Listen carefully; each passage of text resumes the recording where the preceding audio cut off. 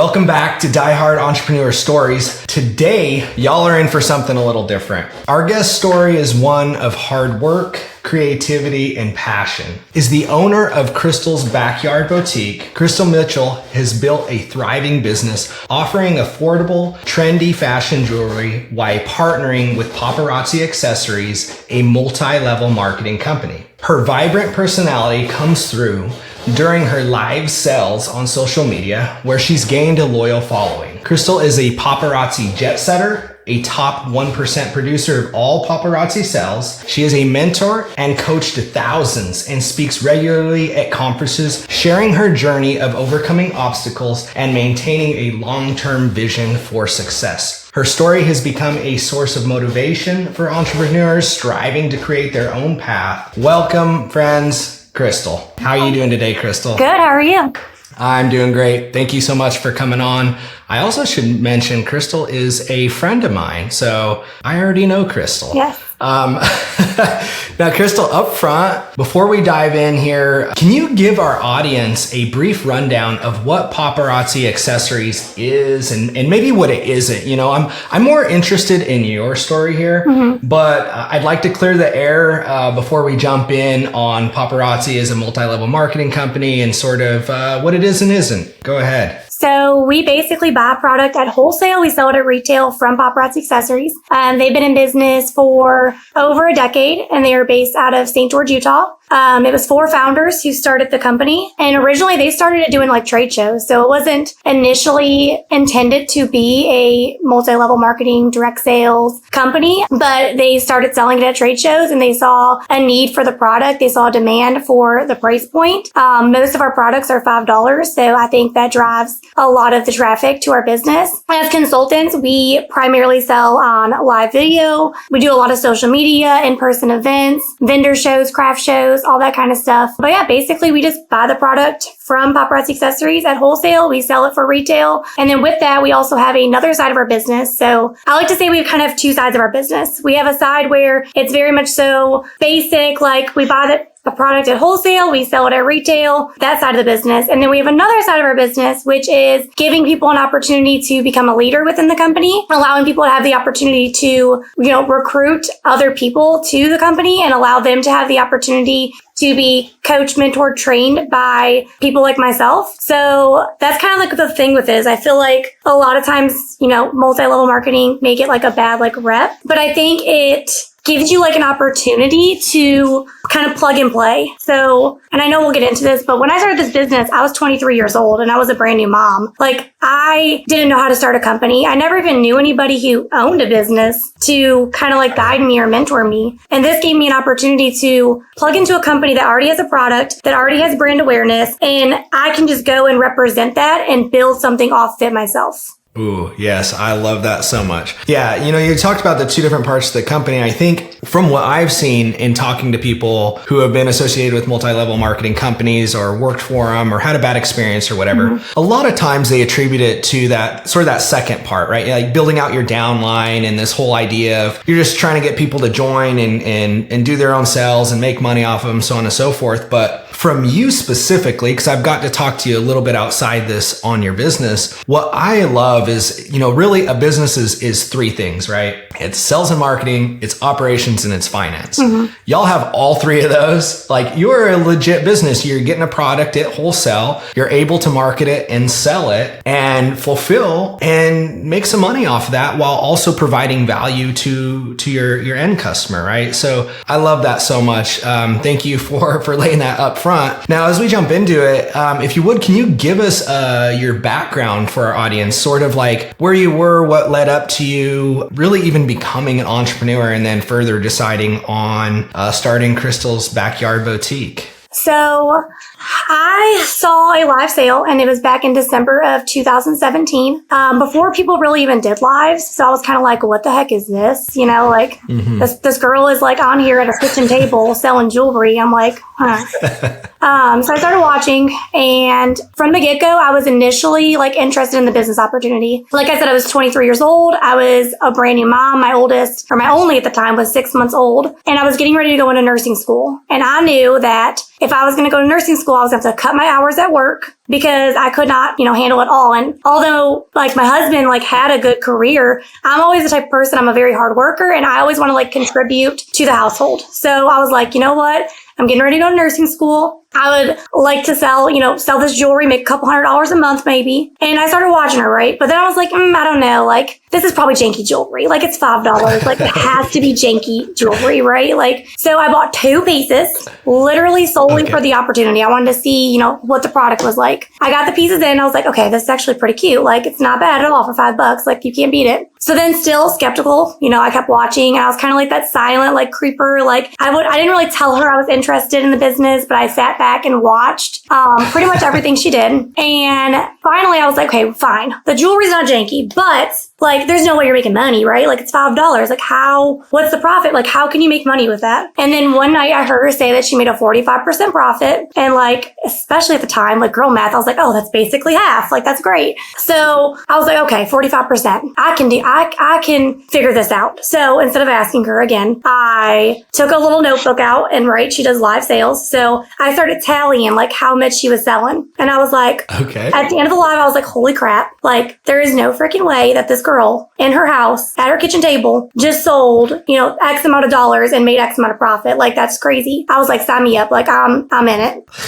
So I messaged her and I was like, I want to sign up. I want to do this. I bought at the time we had a $300 starter kit. So I bought the $300 kit. I've never invested another penny of our personal money besides that $300. Like I started with $300 and I just flipped that money. So yeah, that's basically how it started. I love that. Oh my gosh. And I love that, you watching this, you're like, hey, yeah, the jewelry, but you're sort of like, I can tell the entrepreneur in you is sizing up this opportunity and you're like, well, let's crush the numbers, like 45% margins, off the top. Okay. Yeah. You crunch the numbers. You're like, holy cow. I can do this. I love that so much. So did you always have that entrepreneurial like spirit or mindset or however you want to phrase it? Cause it sounds like you were going to specialize. You're going to become a nurse. Mm-hmm. When did you like really realize like, oh no, I'm ready to take some risk. I'm ready to be responsible for, literally everything. If our family is going to eat or if it's not. I know we've talked about, I can't wait to jump into this, but I love this idea of live sales. It's because it's so different to what we're used to. And I know we've talked about you guys going live and I mean, you're in a position where you're like, well, right now I'm the lead salesperson for our company. If I don't go live, we don't eat. So like putting yourself in that position is not something everybody wants to do, but you went all in on that. Tell me a little bit about that. Like, did you grow up that way or? I've always been a leader. I've always been interested in business. Like I was that kid. I was like, oh my gosh, we're watching Shark Tank. Like I love it. Like, I was in like DECA in like high school. So I always knew it was either business or like healthcare. Like that was my 2 things I was always very interested in. I was always been a hard worker and I love the idea of not making an hourly wage, right? Like I love that idea of like, I'm not capped. I've always been like held back, I felt like, in anything I've ever done. And I really haven't done much besides this, but I couldn't wait to get a job when I was 16. My first job was McDonald's and I was like happiest girl in the world that she just like started working at McDonald's. I became a manager in training while I was still in high school. I became a manager at 18 years old. I became a department manager and I was hiring and training at 19, and was the youngest manager in the company or in the ownership under the leadership of that company. So I've always been like a leader, a go-getter. Like I've always wanted more. I've never been like okay with just doing just enough to like get by. So I think that's where I love this opportunity and I love like business is like I have that opportunity, right? Nobody's capping me. Nobody's telling me how much I can work. I used to get in trouble all the time for working too many hours at work. There'd be like minor violations because I would skip school to go to work. Not telling anybody to skip school. Don't skip school. But that's just always been my mindset, right? And one of the deciding factors, and I know we'll get into this further too, but one of the deciding factors when I decided to leave my part-time job, when I decided to quit, drop out of nursing school, I was talking to somebody at the hospital I worked at and I was wanting to move up in the company. And they were like, no, like, we're not looking to move anybody up right now. Like you're stuck at your position. And I couldn't stand that. I'm like, I run circles around this place. Like, what do you mean I'm stuck at my position? And that is not a factor here. Like I don't get stuck anywhere. Like I get to be in charge of how hard I work, how many hours I put in, how much effort I put in, and ultimately like what level I get to. Like I'm in charge. Nobody's in charge of that. Yeah.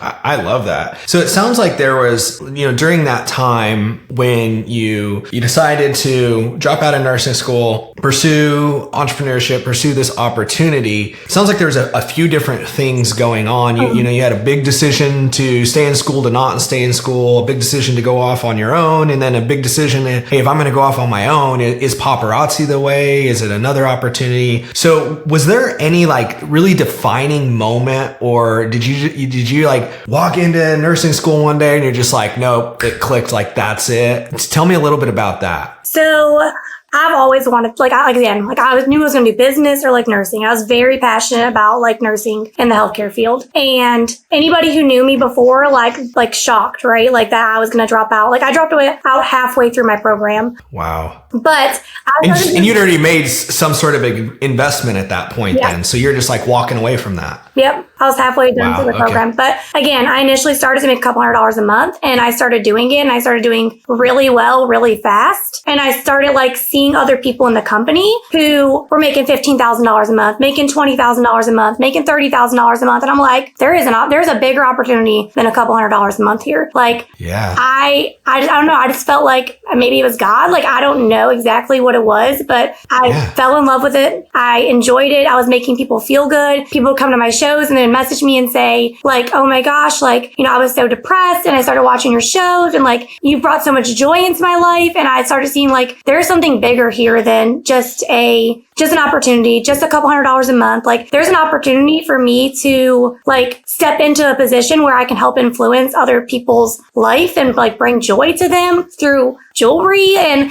on top of it, like I'm good at it and I'm making money and I'm finding more success than I would have in the nursing field, like very quick. And I think one of the deciding factors is there was an annual convention. So I joined in January. Our annual convention was in July, and it was the first convention. And I asked, the nursing director if I could get off school for the week to go to the convention, because I was like, again, I want to go, right? And they told me no, that I couldn't have the days off school. And I was like, whatever. So I was like, fine, no big deal, right? And then I see all the pictures of the event, everybody's like feedback from it. And I'm like, crap, like I want to go, like I want to be more a part of this, And then one day, one of the founders, Missy Kirby, called me. And again, I'm thinking I'm just like some little nobody in this company, right? Like nobody knows me. Like I'm brand new. Like I've never been to an event. She calls me and she says that she just wants to tell me that how proud she is of me and that she's watched my live shows and that I'm exactly what they are looking for in their company and that she's excited to see my growth continue. And I feel like that was a little bit like of a, like, dang, okay, like I am doing good at this. Like I am, this could be for me. And I decided, like I told Devin, I was like, my husband, I was like, listen, I'm going to drop out of nursing school. I'm going to quit my job and I'm just going to go all in and we're just going to see what happens because I can always go back to school. I can always get a job, but I may not always have an opportunity like this. So I need to like go for it and give it my all and just see what happens. And he told me like, you're stupid at first. He was like, you're stupid. You're throwing away like your career. You're throwing away your life for this company. Like, what are you doing? And after like further explaining and convincing no, I'm just kidding. But like telling him like why I was so passionate about it, he was like, all right, let's go for it. Like, if you're this passionate about it, if you believe in it this much, like you go for it. Like I will support you and like, we'll see what happens. And here we are. Yeah. I love that. I love hearing the passion. I can tell you're very passionate about this, not just like being an entrepreneur on your own, making money, which is really a large part of why a business exists, but how it's actually serving your customers. You talked about, I know you have a following on social media, but you talked about how you're impacting people they're not just coming to your lives to buy your product, but they're coming for part of the message and other benefits that they're getting from like interacting with you in this community that you've built within this larger community, which I think is amazing. So did you have like any doubts as you're doing this? So what it sounds like, the way you've really described this to me, which I didn't know this before, but you were working part-time, you were in school and you're just like grinding. And then you see this opportunity and you're like, yeah, I'll just kind of try it on the side. And you added that to your plate. And then as it picked up momentum, you're like, at some point you're like, hey, now's the time. I've got to drop these other things and transition over, which I think is really neat. Did you have like any major doubts in the beginning that you recall where you were like 1 foot in and you're like, well, no, maybe not, or anything like that?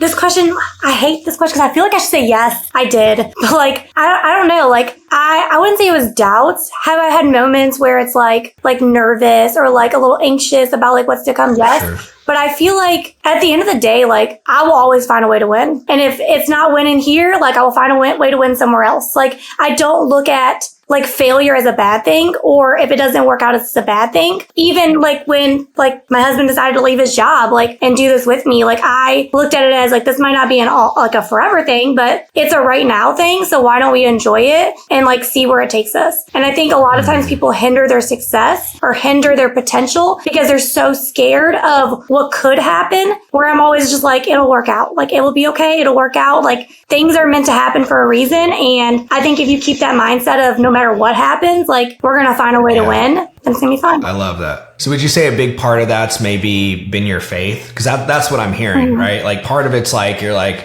maybe it will, maybe it won't. I'll win. I'm going all in. I'll lose and then I'll figure it out and win, or I'll win from the get-go. That's what I'm hearing from you. But would you say part of that's your faith? 100%. 100%. Yeah. I think a lot of it is. Yeah, I love that. I think it's easy to get in this mindset of like scarcity. And that scarcity mindset is so dangerous. Like, I think everybody has the potential to be prosperous. I think the Lord wants us to be prosperous. I think that we all have different gifts for a reason. And I know that whatever journey this takes me on, if this lasts another 10 years, great. If it lasts the rest of my life, great. Like, I know no matter what, it's going to be okay. So I just go in with the mindset of like, it's going to be okay. And whatever it is, we're going to make it work. I love that. I love that. Okay. So let's talk a little bit about, you said Devin, which I love that you mentioned, right? So for our audience, Crystal's husband's name is Devin, spelled a little different, but we're both Devin. Devin initially was like, girl, you are crazy. And then it sounds like you sold him. I'm just going to say it like it is. You sold him, right? Mm-hmm. And then eventually so much so to the point where he quit his job to help you out. Can you tell us a little bit about that? Like, did that happen very quickly, or was it kind of like drawn out a little longer? So he quit in April of 2021. So it's been like, over 3 years. So before that, like I've been in this business for almost 7 in January. So I did it for 3.5 years, by myself. So when I first joined, I had a 6-month-old baby. In 2019, I had my second son. At that point, my business has grown to the point where I have thousands of team members, who I was training, teaching, coaching, leading, all that stuff. And then this is like your downline. Yeah. That's like your downline. Okay. Yep. Okay. So, I do training calls with them, Zoom calls, one-on-one coaching, stuff like that. So I had that responsibility of being, a top 1% leader. I hit top 1% leader I didn't really say this before. So a month after I quit my job, I hit top 1% leader in the company. Oh, so I was like 8 months in. So I had already built a large team at that point. I, had a very successful business. I was selling multiple 6 figures a year, in my own business. And it got to the point, like probably the year prior, I was bringing plenty enough income in to where he didn't have to do his job. Like he didn't have to go to work. He didn't have to do that. But he went to work and he, went to school. He went to an apprenticeship and he had a very good career. Like he was an HVAC journeyman, made really good money, had really good benefits. But it got to a point where my business was like so successful. And then I got pregnant with my second son. When he decided to quit, I had a 2-year-old and a 4-year-old and running a multiple 6-figure business, leading thousands of people. It just got to a point where I honestly couldn't handle it anymore. And we had discussions prior to where, we talked about it, but, he was always like, this is my career. This is my thing. Like, I'm proud of this. This is what I want to do. But it kind of got to a point where it was like almost like, I don't want to say like an ultimatum because he made the decision, but I was kind of like, I'm struggling right now. Like I really am struggling. Like either you stay home and we do this together and you do this with me. And like, I've seen other people in the company who their husbands quit their job and they do the business with them. And like, I wanted that. Like, I love that partnership and that team. And I feel like it made them stronger as, people in the company because they were that team aspect. Whereas I was like, kind of like a lone soldier, I almost felt like. So I already wanted that, right? But then with a 2-year-old and a 4-year-old in a very successful business, it got to a point where I was like, listen, like, I can't keep going like this. Like either you stay home and do it with me, or I'm going to use your whole salary and I'm going to hire another employee. I'm going to hire a cook, another mom. Heck, I don't even care at this point. Like I just need help because I can't do it all. Yeah. So after that discussion, like, he decided like, okay, it would be best for our family if I leave my profession, do this with her. And again, we took the mindset, and we still have this mindset to this day. Like, we have no problem. Like, if tomorrow this ended and, he had to go back to his career, or we decided to start another business, like, it doesn't matter. Like, we've always kept the mindset of, again, this might not be a forever thing, but it's a right now thing. So like, let's just enjoy it. Like, why are we not enjoying it? Like, you're gone so many hours a week. He's working 50, 60 hours a week. Like, we were basically strangers, and I could fully support our lifestyle in our home with my business. So why are we doing this to ourselves, So we made that decision, and he stayed home, and we've been doing it together ever since. And honestly, it's been the best thing for my business because, I'm not perfect. There's a lot of areas where I do lack in, and Devin is so great at being that like support system for me. He is way better at like organization and inventory management and that side of the business than I am. Like, I like to look cute and have fun. Like, that's my specialty, So he's been able to take that role on, and it has been such a blessing. It's honestly been the best thing that's ever happened in my business. And we have grown so much since he joined the company. Yeah, I love that. And I love that you mentioned sort of the other benefits of working with your spouse like that, and how you've it sounds like you've almost developed this mindset together to this point where you're like, man, we prefer this route. Like you said, this is maybe not a forever thing. Maybe it is, maybe it isn't, but it's a for now thing. And the other benefit I see is all these skills that you're developing, right? Because like the way that you develop more skills as an entrepreneur, as a business owner, is to like do the thing and figure out what doesn't work by trial and error, failure, and then what does work by, trial and error, failure, then success. So I love that so much. And I actually want to jump into one of your core skills, which is sales. And if you could for us, share your sales process with our audience, because I think it's atypical for some of the businesses and entrepreneurs, business owners that I typically interview. Yeah, it's definitely not conventional. It's a little different. You see people's faces when I tell them I sell $5 jewelry, and they're like, oh, okay, like, how do you do that? And I'm like, on live video. And they're like, oh, okay. Like, they don't really understand like how exactly that works, or that it's actually a successful business. So I said before, I buy the product from the company. We get new jewelry every single day, Monday through Friday. So we get new jewelry like drops. And a lot of the product, okay. Yep. A lot of the product sells out in like seconds. Some of the product sells out in minutes. Some of it sells out in weeks. So we get probably about 15 to 20 new products released daily. So the beauty in that is we have a low price point, right? $5. And then on top of it, we're constantly getting new product. So it's never like bored of the same product line. You don't have we have a rotating SKU, which in the business world is like crazy to have that many SKUs, right? But in our business, it works because we constantly have new product, and the product is in high demand. So a lot of times the things I order, like I post them for like pre-sale on my page, and they're sold out before they even get here. So I buy from them. It comes in. We do like pre-orders on our page where people can like pre-claim the items, and then whatever is left over, I show on live sales. So I do live sales on social media. So I do TikTok, primarily TikTok and Facebook live sales. Basically, you come onto my live show. I show the product. I say, if you want this, comment this. I'll make you a bin behind me. We have like all these like bins stacked behind us. I make you a little bin. We put your items in your bin. We allow our customers to shop weekly because again, I do live shows 5 to 6 nights a week. So I allow you to like reserve your items weekly. So I put them in your bin all week. On Thursday, I shoot you an invoice over via email for all the items that you claimed. It's all like itemized in your email. You pay your invoice, and then we ship your product out. Oh, that's pretty neat. Yeah, I love that. I think one of the things that I've seen with strategy just in general in business is sometimes we have these like components of a strategy that maybe seem kind of odd, but then when we take a step back and we look at the full big picture, we're like, oh, this makes sense. So I see this in my direct mail marketing a lot, where people are like, oh, should you send this one postcard? And I'm like, well, no. This is why I send this one postcard. I send this one postcard because it speaks to this sort of audience, and this sort of audience comes from this location, and they're located by this, and I'm telling them to do this, and like when you look at that big strategy, like all together, it makes sense. And that's kind of what I heard from you. Like your audience is buying on like not just the low price point, but the low price point, the fashion design. They're buying on drops, which I know drops is kind of like the hotness right now, right? Because like some people is a part of a larger community. They're just drawn to the allure of like having the newest thing, right? So there's that. And then that's also matched with a live sale on, you know, your Facebook group and so on and so forth. And so like, as you're like drawing this out for me, I'm kind of like picturing it. I'm like, dude, that makes total sense. That makes total sense as to why that works that way. So I love that so much. Do you remember like your first time going live and actually selling jewelry live? Tell us a little bit about that. Oh, Lord.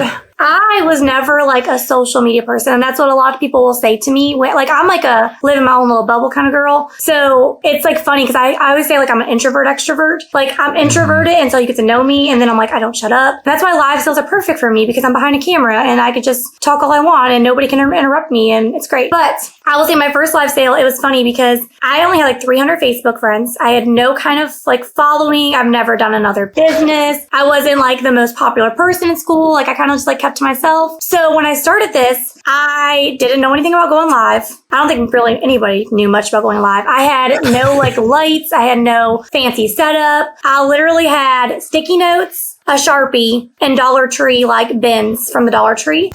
When I started the video, the camera was facing the other way and you seen my son's high chair in the background. And I'm like, this is great. I'm so professional, right?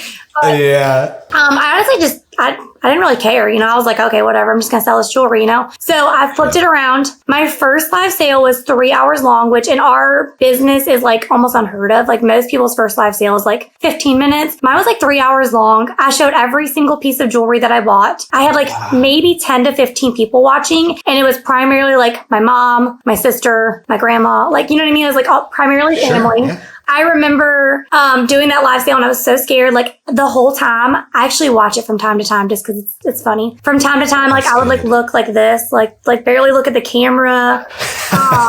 I was calling like necklaces, like wrong colors and wrong names. Like I didn't really know, you know, obviously I didn't know what I was doing. You could see my fridge in the background. So yeah, it was definitely very nerve-wracking. I was very nervous. I got off of it and I was like, I don't know if I can ever do that again. Like that was so scary. Like maybe I should delete the video. Like I don't want anybody else to see it, you know? And I kind of had that mindset of just, you know, being scared, being unprepared, not really knowing what I was doing. I basically jumped in and just said, I'm going to figure it out. And I love that. And I can hear that as you tell the story. You know, you're drawing this picture of me as like your phone flipping backwards and you're like fumbling over stuff and you're kind of like clearly nervous, clearly trying to figure it out. But like, as you're like telling the story, you're like, I just kept moving forward. And that's what a lot of things, even to this point, like I have more tact, I have more, you know, like coordination, so to speak, when it comes to it. But like, man, I still struggle, even like launching this podcast. Like now I'm transitioning into this new skill. It's learning how to interview people and stuff like that. But the important part is as you're fumbling along the way, like you're continuing to push and move forward and adjust. And I think that's what leads to a lot of success for people like you. You know, I picture you just kind of, well, I got to keep doing it. I got to keep doing it. And then you clearly got some sort of confirmation that this works and then kept moving forward. I love that so much. Did you make money on that first one? Oh, it's for my mom and my sister and my cousin. I love it. Family. Yeah, hey. I think I sold 25 pieces. And I was thrilled because I thought I was going to sell 0. And I was okay if I sold 0 because I'm like, it's going to take a minute, you know, it's not going to happen overnight. And I think like you said, like that skill set that you develop, I just kept showing up. Like I promise you, nobody looked at me in my first live and was like, oh, that's going to be the next top 1%, or that's going to be the jet setter. That's going to be the person that's going to speak on stage in 4 years. Like nobody looked at me and said that, I promise you. But that's the thing is you just keep showing up and developing those skills and figuring out how to get better. And I think one of the fun things about like entrepreneurship is like the things you do today, you don't even realize that you're going to look back and be like, okay, that wasn't that great. Like, that was not my best look. That wasn't that great. You kind of almost like laugh at yourself. But that's my motto is like, just do it messy. Do it messy. You don't need everything to be perfect. If you are thinking about starting something, like, you're not going to get it all right, no matter how much you research, no matter who you watch, no matter who you try to emulate, no matter who you try to model after. Like, it doesn't matter. You're not going to get it all right from the get-go. You need to just go in and do it messy and figure it out as you go and upgrade things as you go. Like, I didn't have the funds to have the best lighting or the best camera system or all these things that I have now when I first started. I had my phone and Dollar Tree bins, but I made it work. Yeah. And I still sold some jewelry, and that growth and that journey allowed me to have all those nice things that I have now, Oh, for sure. Yeah. I love that, man. That's such good advice there. What was your goal initially? I'm sure if you're anything like me, we sort of set some near-term goals. We maybe have some long-term goals, and then as we hit them or we come close to them, we a lot of times we'll drag that goalpost. Do you remember when you first started out, what was the initial goal? Was it to get Devin to quit his job or financial freedom or sometimes it's a revenue number, profit number, anything like that? I'm going to be honest. I didn't even realize that a life like this existed, if that makes sense. I just didn't even realize that was a thing. Nobody around me ever did that or ever took this route in life. Everybody took very traditional routes. So I don't think I ever even thought that big, when I first started. When I first started, again, my goal was to make $200 a month. I was I'm going to make $200 a month so I can cut some hours at work. Then it turned into, okay, I'm going to make enough money to pay our mortgage. Could you imagine? That was my mindset. Could you imagine if I made enough money to pay our mortgage? How amazing would that be? And I think just as I went on, those goals just, started piling on top of each other. And then I started seeing the true vision. And then it was okay, I'm making $20,000 a month. There's other people in the company that do it. I've always kept the mindset of what makes them better than me? If they can do it, I can do it too. So I just always had that belief in myself, and naively sometimes oh yeah, I can do it. I can figure it out. I can make it happen. And I think that naiveness sometimes is a blessing because it just allows you to dream bigger and go for it. Oh yeah. Yeah. That I don't really ascribe to this mindset of ignorance is bliss. Mm-hmm. However, sometimes ignorance is of a benefit, kind of like what you're saying. For sure. I've done some things before where I'm people are well, why did you do that? And I'm I didn't know, that's not normal. I just tried and did it. And they're yeah, that's crazy. It's oh, okay. So I totally agree with that. Do you remember one of your first major milestones, or can you tell us about maybe one of those major milestones that you hit in your business? I really do like to talk about the beginning because I feel that is where, a lot of people, see, they see me now, and it's hard for them to envision that this kind of journey or this could be possible for them. So I feel one of the big ones, and I could probably talk about a couple, but one of the big ones is I remember when my first stranger bought from me, somebody I didn't know. And I was running around my house like a psycho. I was oh my gosh, somebody found me on Facebook and they bought my products, and I don't know who they are and I don't know where they came from. That was such a huge monumental moment for me. I think another one was when I hit we have a thing called 6-figure bling boss in our company. So it's an award for leaders in the company who hit 6 figures in commissions from their team. So I hit that in 2019, which was basically my first full year in the company. So that was huge. I feel that was one of those moments where I was oh my gosh, I'm a legit leader. I'm mentoring people and helping people, do this business. And not to go back to what we talked about earlier, but the multi-level marketing thing, I feel and again, it gets a bad rap sometimes, but I think it's one of those things where it's a voluntary sales force, right? You sign up and you get the opportunity to join a sales force. A lot of people will look at it as a negative thing, and most of the people who make a negative thing around it is because either they had a bad experience or they're very uneducated on how it works. When you join my team and you start buying and selling the product, nothing comes out of your pay.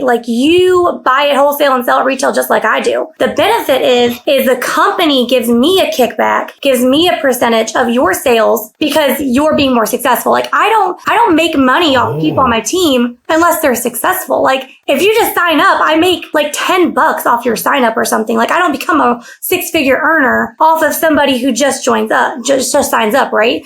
I get a percentage from the company, not from anything you do, off of your success. So the more you sell, the more I make. So then I'm incentivized to help train you, help guide you, help coach you. And like, is that not a beautiful opportunity? Because I'm pretty sure you can't just start a business today and get mentored and coached by somebody in your field who is very successful for free. Like, it's not going to happen. Yeah. No chance. You're going to pay for that, right? Like, that's going to come out of your pocket if you want coached and guided by somebody in your field who's very successful. So I think that's where like the little misconception is sometimes we think, and I'm not saying I can't speak for the whole field, right? Like, I've only done my business, and I'm sure there is some bad companies or bad apples or bad leaders, but that doesn't paint the whole picture for the whole entire industry or paint the picture for who I am as a person. Because my goal is never to get people to buy product and sit on product. Like, my goal is for you to buy product and sell product, so that way you can buy more product and sell more product. Yeah.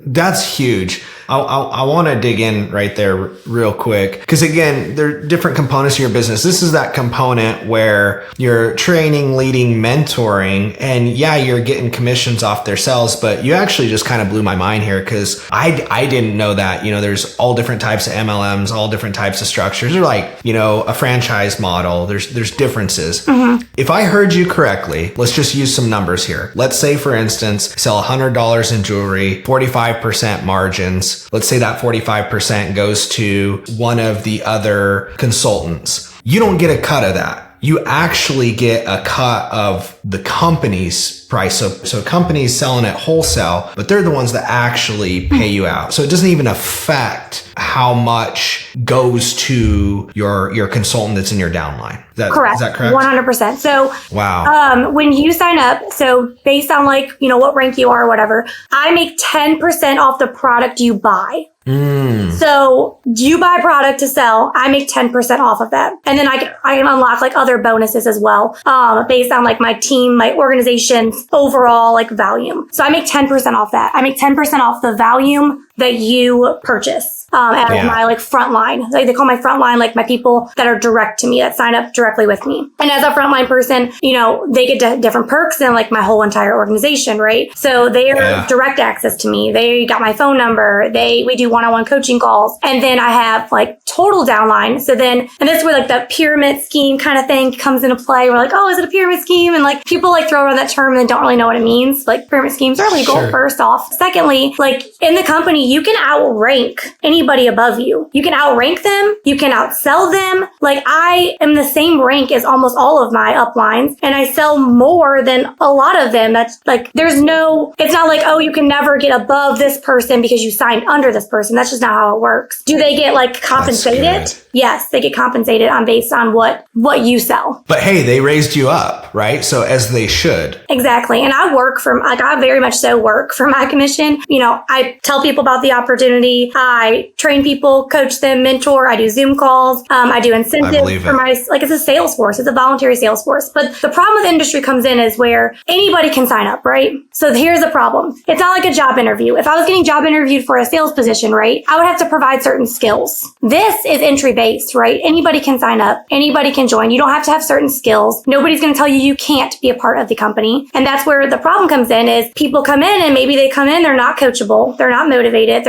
Maybe this isn't the journey for them. Maybe they don't, you have to be very self-disciplined when nobody is telling you when to show up, right? So as a coach and a mentor, I don't boss my team. I don't tell them they have to go live so many hours or they have to do this. They get to come in, get coached, and guided by me, get trained by me. I tell them this is what works. And then they get to take it for what it's worth and they get to apply it to their business. And there is a little anti-MLM thing. And I feel like it just drives me nuts, because it's people who did not have success or had a bad experience, had a bad leader. They blame the organization instead of blaming the person, which we see a lot, but we can say the same thing about real estate, right? 75. Same thing. I thought about the military when you said that. Wow. There's this thing in the military where it's the Army, the Marine Corps. And I ascribed to that initially. And then I got to the point where I was like, no, it's a bad leader. It's one bad leader. And if we can start to see it that way, we can retrain that person, we can help them out, or we can remove them and we can have cause an effect on the system. Mm-hmm. Rather then, oh, it's the army, it's the army, it's the army. And then it just completely loses all of its perceived value because everybody's like, oh, well, it's the army. I guess it's just the way it is. And it's like, no, dude, you can do something. You can step up. Anyway, I won't go on that rant, but thank you for saying that. I appreciate that. It applies to so many different things. And like the big like thing they like to like throw out is only the top 1% make money. First off, in my company, I just want to like put it out there. In my company, the income disclosures that we are required to put out by the FTC, it only shows the recruiting side of our business. So it only shows the ranks based on leadership. And yes, on that chart, only the top 1% are making money, right? Which we can go into like, okay, well, you be the top 1% then, like, okay. But anyway. Sure, yeah. The second side of the business is the selling part of the business. There is more six-figure sellers in our business than there is six-figure earners. Like we buy and sell a product, and that's the core of our industry. And that's always the core of my business is I buy and sell the product. And as a leader, I have the other side of my business where I train, motivate, coach, all that. But the core of my business, I buy and sell the product. And I keep that at the forefront. To be a leader, I'm not sitting back, eating bonbons, telling you guys to go sell jewelry if I ain't selling jewelry myself, I lead from the front. But real estate agents, if you look up the statistics for real estate agents, I think 75% of real estate agents fail or quit within their first year of joining. Yeah. I think it's 87% of new agents within the first 5 years fail, 87%. But we're not like anti-real estate agent, like all real estate agents suck. No. We don't group that up like that, and I think that's where people have a misconception is we're grouping it all as a whole and we're not looking for each company as each company. Cause again, I can't speak for every company. And we're not looking at people within those businesses. There probably is bad leaders in my company who do tell their team to buy a bunch of product and they're not selling the product themselves and they're just trying to cash on their commission checks. Like that's probably 100% the case, but I can't speak for them, but I can speak for my case. And my case is I buy and sell the product. I lead from the front and I 100% work for my commissions, and I've never once told people to buy product if they're not selling product. For one, that doesn't even make sense because you can only buy so much if you're not selling the product. My goal is to create other sellers. Right. And then they tarnish your reputation anyways. Like it's not a long-term business strategy. I totally agree with you on that. And when you think about it from a business standpoint, like it sounds like you've nailed the model, right? Right there. Like you have the reoccurring sales and you're busting your butt for it. You're getting out there, you're selling the product over and over and over again. And those are your highest profit margins. But yes, you also do have this sort of recurring revenue. You have some sort of continuity in that you have a downline. I heard you say one of your milestones was 6 figures. So that's awesome. So if it's 10%, I just did the math real quick. That means that everybody in your downline bought over $1 million of product, which that's amazing. I love that. So you have that recurring sort of part of your business where you maybe wouldn't have to worry so much. But again, you're like, well, no, a part of what fuels that business is the leadership and mentorship. Oh, how do I get the leadership and mentorship? Get my butt out there on the front line, at least for now. And I do the sales and I make it happen. And I think that's really cool. And it's a really, really eye-opening to see for sure. Yes, for sure. Now, let's talk a little bit about some of the problems. You had talked about your marketing. Maybe you can start by sharing a little bit of your marketing. I'm trying to picture in your sales process, you have these lives where a good portion of your sales happen. But like you said, one of your other milestones was your I don't know what you called it, like stranger sell or whatever, which I totally get that. I mean, I want to caution people to underestimate the value of referrals. There's nothing wrong with selling to your family first and those closest to you. But yes, there is something different about when you have a stranger that's found you through your marketing and now you have like a true customer, right? There's something amazing. In every business I've owned, that moment's pivotal. But when I look at your marketing, can you help me understand like what sort of your funnel looks like, or how you get all these quote unquote strangers now, how you drive that traffic to, I think it's maybe your Facebook group that you go live in, or is it like your social media pages, or kind of tell me a little bit about that, like big picture. Primarily my business page on Facebook. So okay. Honest to God, I've done very little like paid marketing, very little like paid advertising. It's honestly been very organic growth, and it's primarily fueled by like going live and just building like that community. A lot of it has been referral based. So I'm very big on like, hey, like if people compliment your jewelry, like you better tell them where you got it. Like, tell them like where you got it, you know? Yeah. I do a lot of like giveaways for people like sharing our video.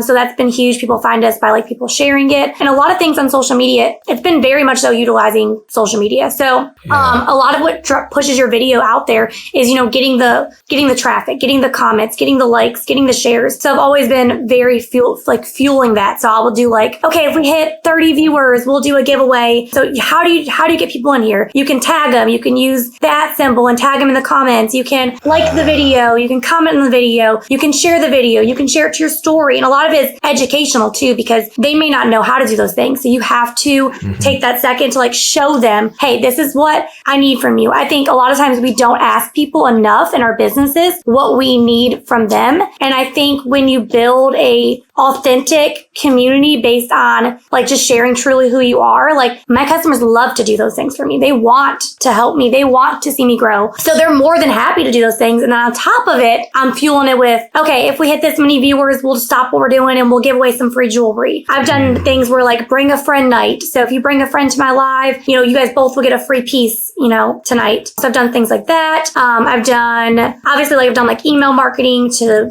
like my current, you know, customer base. Current customers, yeah. I've done giveaways where I've done live shows where it's been everything is free. So those are great for advertising. So I'm like, everything is free. Like just saying that, people are like, oh, what? Everything is free. Like, what is free? Like, I want to be free. So I've done those lives, and those are great for bringing in traffic. But yeah, it's basically been like all social media driven and just like putting myself out there. I love that. And I think in the beginning, I don't want to say struggle because I did very well from the beginning, but I think where my business really started to take off is in the beginning, I didn't really know what I was doing and I just kind of was doing whatever. And then I started watching other people, right? And I started trying to be like them in a sense.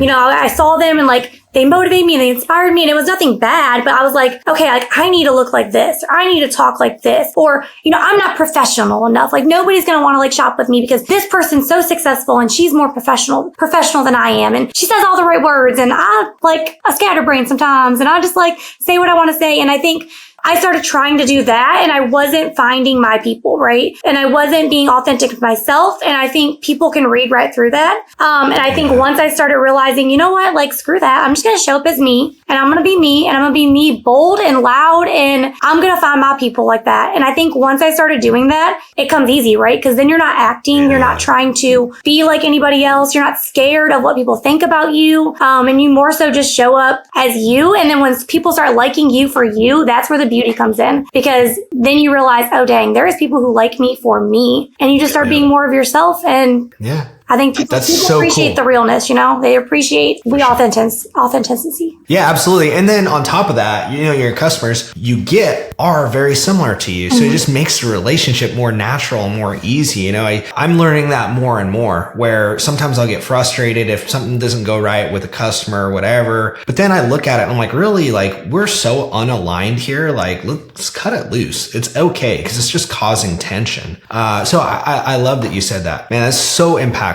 Let's talk a little bit. I kind of mentioned this a minute ago, but let's talk a little bit of like what have been some of your biggest problems, your biggest challenges on, you know, maybe either just like growing a business or maybe one of the different aspects of it. Please share. I think I love this question because I think there's been so many, and I feel like in the moment they felt so huge, and looking back at them now, it's like, that wasn't even that big of a deal. You know what I mean? So, I think, you know, space has been a big one. Like, how are we going to run our business? I love that we run our business out of our household, because that's what's given me the opportunity to be a mom and be at home. So I never wanted to like get a commercial space. So obviously finding a house to be able to have a warehouse basically in my house and have a live setup, has been a challenge at times. In the beginning, like I started at my kitchen table, then I moved to an office, then I moved to like a she shed for a while. And that's actually where my like name came from, is like backyard boutique, is because I had a shed in my backyard.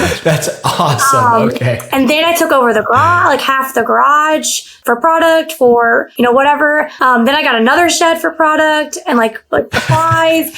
And then I'm like, okay, now we need a bigger house. So it's like, it's just been like the growth of space. Like space has definitely been an issue, you know. running. Because you have physical inventory you have to house. Like you're not like drop shipping these items, right? Correct. Yeah. So we have a warehouse in our house. We ship all the product from our house. So we have to, shipping out, you think of our sales, but you got to think about it. It's a $5 product. That's a lot of jewelry moving in and out. And then we need things for certain seasons and things to like coordinate to upsell. So it's like a big, you have to have inventory to run a business of our size. So that's been an issue. We struggled also, with the dynamic with Devin quitting his job. That kind of was a struggle at first because this was my thing. This was my baby. And now he's coming in and wanting to help. And, we had that problem. That was a big deal but we probably didn't settle in for at least a year of bickering and arguing and power struggles and no, I'm doing this or you should do this. And I think that was a big problem for a while. And then I've had issues with social media. There's been times where, my business page was getting ghosted. I was having violations. I actually shut down my business page. So the business page I'm on now is a different business page. I've only had it for a few years, but the one I was on got restrictions or something and nobody was seeing my stuff. Even the people who followed me, nobody was seeing it. Our sales plummeted. It was terrible. There was nights where I was crying to my mom, maybe this isn't for me, Yeah, I'm going to get shut down. Oh my goodness, I could only imagine. So when I asked you that question about marketing, what I gathered from it was it's content. A lot of, you do some email marketing, some other things like that, but it sounds like a lot of it's content. So that's, driving traffic to your location, then you're going live and you're getting in front of them. And then you got that content coming up in front of them again and again and again. So literally all of that was gone, shut down. You literally lost all of that like that. Yeah, that would shut you down. That is crazy. Yeah, so it's terrible. So now we make sure that we collect phone numbers. We collect emails from people when they sign up. When they register initially, they have to put their phone number and their email because I need a way to contact them if something happens to our platform, you never know. Yep. So that happened and we were getting restrictions. I went from having 100 viewers to having 10. So you can imagine what that can do to my sales, right? So I ended up actually canceling or shutting down that page and starting a brand new page from absolute scratch. And that was only about 3 years ago. And we've already grown it to almost 15,000 followers, again, very organically. But that was a struggle, trying to get everybody transferred over. There was a lot of personal messages sent out hey, I know you used to be part of my jewelry page. My jewelry page got shut down. Here's my new jewelry page. So there was a lot of having to go round the troops basically and, funnel them back over to a new page. So that was definitely a big struggle, cutting your sales 75% that, is a big deal. I love that you highlighted though the lesson learned in that, right? Own your stuff. I do the same thing. I was on a platform one time and I had information passing through and I wasn't capturing it at all. And somebody kind of said something to me sort of in a rhetorical manner and they made the assumption. I was wait, what? And they're yeah, dude, every interaction that passes through, you own that. You don't capture it. I was no. And ever since then, I'm just wow, there's such a power in being able, if you lose all that, you lose your customer base effectively. So to not have your own customer base in your own system is just insane. So I love that you said that. Well, now it's you probably have different steps, they're probably passing through different things, but it's once they come into your world, you have all their info. So if you get shut down again, okay, now you can start emailing your list. Hey, we're migrating to this platform. You could actually start calling your current customers, right? Hey, we're moving to this platform, whatever, but you can move that stuff over. You have some sort of control now, which to me is a hedge against risk. I love that. That's so awesome. And they're becoming a fan of you. Yeah. So, as you're building your brand, they're fans of Crystal and they're interested, maybe Crystal starts a podcast or whatever, you're going to have people that are going to be interested in that and you can tap back into your audience. And man, that's so powerful. I love that you said that. Yeah. And I think the big thing is building a brand, not just on the product or not just on your company. I think there's so much power in that because if you build a brand on you, you can do anything you want, right? So I think that's where I've really tried to focus in. A lot of people do focus on, just the product. And that's where I think newer consultants kind of struggle is they focus so much on building a business on the product and the product is great, but what else is there, right? Like you have to build a product on you as well, because there's other consultants out there, right? That they can get the product from, or they can buy the product from Amazon, or they can buy different product from Amazon, like different jewelry, or they can buy jewelry from anywhere, right? So I think building a business based on you is like probably one of the most powerful things you can do, because then you can do whatever you want. Yeah. Yeah, no, absolutely. I totally agree with that. All right. What's been, like looking back, what's been probably the most impactful or maybe like the most defining moment for you so far in this journey? Like within the business, maybe, I guess it can be the business, or maybe it's like something internally that was caused from the business. Can you share that with our audience? Oh, there's so much. There's so many moments. It's like honestly so fun to like think about it, but I don't know. There's been so many moments. I think a big one, obviously can speak about like, speaking on stages and stuff. And that's been amazing. And I can definitely speak on that as well. But I think probably the biggest one for me is like who I've become as a person through the journey. Like I get to love who I am. And I don't think I really loved who I was before. I was more like on autopilot, where I was going through the motions. I was a new mom. I was not confident in myself. I didn't know who I was. And I think going through this, it has allowed me to like grow as a person and grow in my confidence and grow in like like who I am and whose I am. I think that is probably been my favorite thing, because if you watch my first live sale, like again, nervous, shy, like quiet, like kept to herself. Like I wasn't a big vibrant personality like I am on live now. So I think that has probably been the biggest thing for me, is just seeing like who I've become as a person and how my mindset has been so much bigger. I told this story before and I always like joke, like I'm kind of serious, but like I always joke, like I didn't even realize like a life like this existed. Like my parents flew on their first airplane like 2 years ago because of me. Like I bought their flight, right? We never went on extravagant vacations. Like we, very humble beginnings. Like we went camping. Like that was like going on a vacation. Now I've traveled to Aruba and I've traveled to the Virgin Islands, and I've been all over the country, traveling. I've been to Dominican Republic like multiple times. So I think like I just see the world so much bigger than I did before. I was very like closed, like minded. Like I knew what I knew and that was it. And I always make the joke, like I never even knew people like had 2 bathrooms in their house. But like honest to goodness, like I never grew up in a house that had 2 bathrooms. None of my family did. And that's probably such a simplistic thing for people. But I just think it's just like seeing how much bigger life can be and how much is out there for you if you want it and if you go after it. Like I just think that that's probably the best thing for me. I think like, obviously like I spoke at stages. This past convention, our convention is at the MGM in Vegas. So it seats like I think 17,000 people, and that room was almost packed. Going from a girl who was scared to read in school in front of people to sitting on a stage confidently in front of thousands and speaking and telling my story, I think that is probably one of the most pivotal, exciting moments in my career, because I felt like I made it almost. And I don't want to say like made it, but like, dang, like I really did this. Like the girl who was scared to read in class is now speaking in front of thousands, and I'm enjoying it. Like it's fun. I like it, So yeah, I love that. I know you've spoken a few times. What was like maybe like the biggest event you spoke to, or most amount of people, or I guess maybe in your mind, how you determine what that biggest event was? Can you tell us a little bit about that? I definitely think that one was more. The other ones have been like a few hundred people, and they've been great. Don't get me wrong, but I think that was probably the most, because the people who are on the stage, they're chosen from the founders of the company to represent Paparazzi as a whole in front of their biggest stage. Like that's their biggest stage, is our annual convention. So I think the responsibility of that, and knowing that they believe in me and believe in my story and believe in the impact that I can have on the company, to put me on the stage with only 5 other people, I think that was probably the biggest moment, in front of thousands, and the biggest stage that they have, So I think, I definitely think that was the most important one. Yeah, that's amazing. Oh my gosh, I love that. Would you sort of like tell your story on that one? Is that what it was, or? Yeah, basically just kind of tell our story, give advice to other consultants.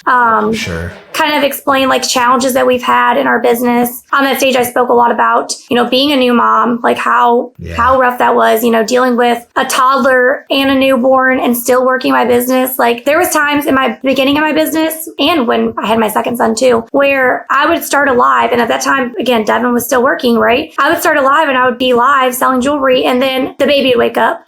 My husband has to be up at 5 a.m. Like he can't get up and take care of the baby. Like that's me, right? Yeah. So I would end my live. I'd be like, listen, y'all, I'm going to come back. I'm going to end this live. I'm going to go get him back to sleep and then we'll be back on. And I would go put him back to sleep, come back on my live show and I would keep selling. And I think that's the perseverance you have to have. Like that's the grit you have to have. A lot of people would say, oh, well, I'm going to end the live for the night. Like, I got to go take care of the baby. And I'm like, no, we're going to find a solution here. I'm going to go take care of the baby. Yes. I don't know how long I'm going to be gone, but I will be back. If it's midnight, I will be back. Right. And people would wait up for me and like come back to my live. And there was times in the beginning where I would do a 6-hour live because I could only go live 2 days a week. Because I was in school still. Right. So I would do a 6-hour live and I wasn't doing a 6-hour live for 100 people. There was times where there was one person on there with me, but that one person was talking and buying jewelry. So I was showing them jewelry. Like I never focused on the number. I think sometimes we block our blessings by not focusing on the one enough, right? Like the power of one is so huge. And like the fact that I stayed on that live for that one person left an impact on that person, right? That I didn't get off just because there was one person here. I think a lot of times we get stuck on that like number of customers, number of sales, number of whatever. Like we get stuck on the number of viewers and we get stuck on that so much that it hinders our success. Where if you were sitting in a room with 10 people staring at you, you'd be thrilled to sell to them. But some reason we see that number and we compare it to other people's numbers and then we see fault in that.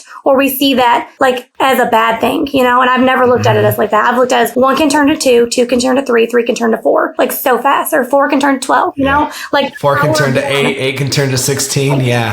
I think I love that. But man, that's so good. You know what? And I wouldn't be surprised if, going back to your son waking up, if your authenticity and perseverance that your audience saw, like sort of attracted them to you even more. I know you didn't mean it like that, but like looking at it from my perspective, I was just like picturing this, I would not be surprised. That's so cool to hear. Well, what would you say if you had to pick one, right? I'm sure there's many, but if you had to pick one, what's sort of like the most important lesson you think you've learned so far throughout your journey about entrepreneurship? I think it's a roller coaster and you can't be too emotional with it. I feel like sometimes we get so tied onto the emotions of things that it like puts doubts in our head, right? So there's going to be ups and downs. There's going to be high highs and there's going to be low lows. There's going to be times where you feel like you're on the top of the mountain and nothing can knock you off. And then there's going to be times where you're like, holy crap, like, what are we going to do? Like, is this going to work? Or what should we try? Like, and I think that journey is the same for everybody in this field. Like, I think you have to understand that and you have to accept that, and you can't get too emotional and upset in the lows, but look forward to the highs and know that all the work that you're doing right now, it's not for now, it's for later, right? So I've always kept that long-term mindset of the work that I do today, it isn't for today, it isn't for tomorrow, it's for 6 months from now, it's for a year from now. A lot of times in our like society, we want that instant gratification, or like if I do something today, I want the results today. And like that's just not the reality of things, like the work you do today isn't for today. It's for a year from now, it's for 5 years from now. So I think that's the biggest lesson I've learned is like not to get too emotional, not to get upset. Because again, before there was times where I called my mom crying, like I just had a terrible life. Like nobody likes me anymore. Nobody likes my jewelry anymore.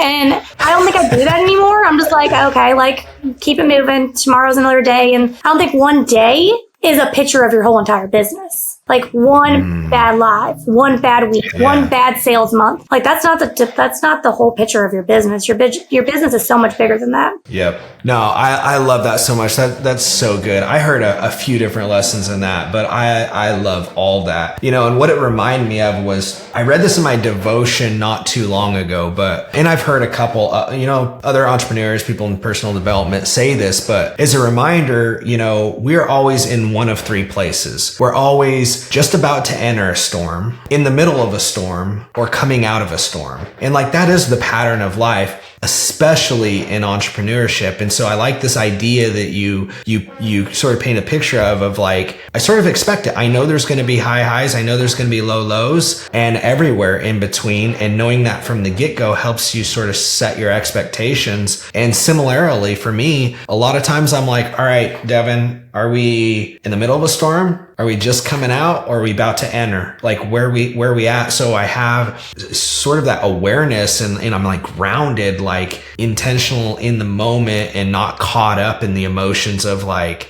you know, I thought this was going to be something it wasn't, or, oh goodness, I can't take this super low seems like it's going to last forever. And man, that's so good. Thank you so much for sharing that. Of course. I think like life will back you into a corner sometimes. And again, I keep the mindset of like, you can either fight or you can crumble. And I'm a fighter. Like I'll figure out a way. I'll find a way to win. It will be okay. This will not be forever. And I just keep that mindset. I think that's what helps me just keep going and keep showing up, even if things are not looking like I would like them to look, you know? I love that. All right, Crystal, on that note, tell us a little bit about what is going on with you right now, and where people can find out more about you. So like I said, I primarily go live on Facebook. So I have a business page. It's called Crystal's Backyard Boutique $5 Jewelry. So you can follow us on there. I also have been working really hard on growing my TikTok platform. That handle is Crystal's Backyard Boutique as well. I also post a lot on my personal page. It's just Crystal Mitchell. So you can find me there. But besides that, we're just selling, having fun, making people feel beautiful, and just enjoying the journey so far. Awesome. All right, y'all. Y'all heard that. We'll put it in the show notes at the bottom. Crystal's Backyard Boutique on Facebook, on TikTok, and you can find her on social media, Crystal Mitchell. You heard it from her. Crystal, thank you so much for coming on today. I've truly enjoyed this conversation, and I cannot wait for this episode to drop. Thank you. I appreciate you. Yeah. All right, y'all. Take care. Peace. Bye.